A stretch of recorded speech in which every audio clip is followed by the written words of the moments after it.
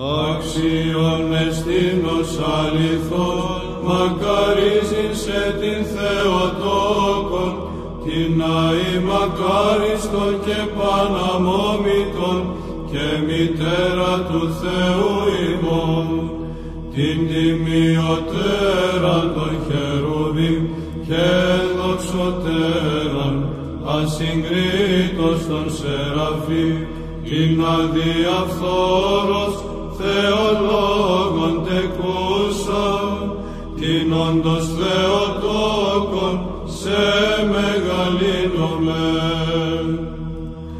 Πρόσδεξε τους ύμνους μητεραγνή, ους εν το ναό σου, σοι προσφέρομεν ευλαβώς, και δώσει μην χάριν του προσκυνήν αξίως, την πανσεπτόν εικόνα σου πορταΐτησα.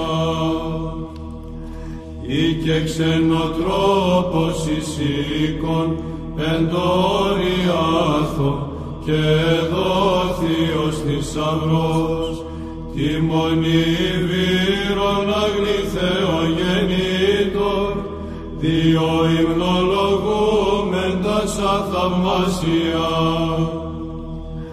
Χαίρε των αγγέλων η χαρμονή, και μονής η βύρων πορταΐτης αρρωγή, και παντός του κόσμου εξαίρετος προστάτης, και κηδέμων και σκέπη Θεογεννήτρια.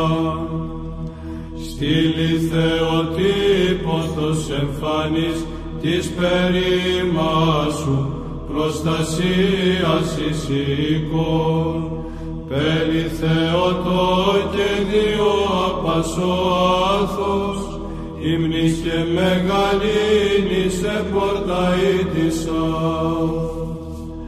Σκέπε την μονήν σου πάσης οργής, και βλάβης παρθένε, και μανίας του δυσμένους, και εν ώρα δίκης ημάς ακατακρίτους, φύλαξον Θεοτό και τους πεπιθότασι. Τους του όρους όρθο καθηγητάς, μοναστάς μηγάδας, ιεράρχας και αθλητάς, ομολογητάς επιμένας και οσίους, των μοναστών τα πλήθη ύμνης τιμήσομε.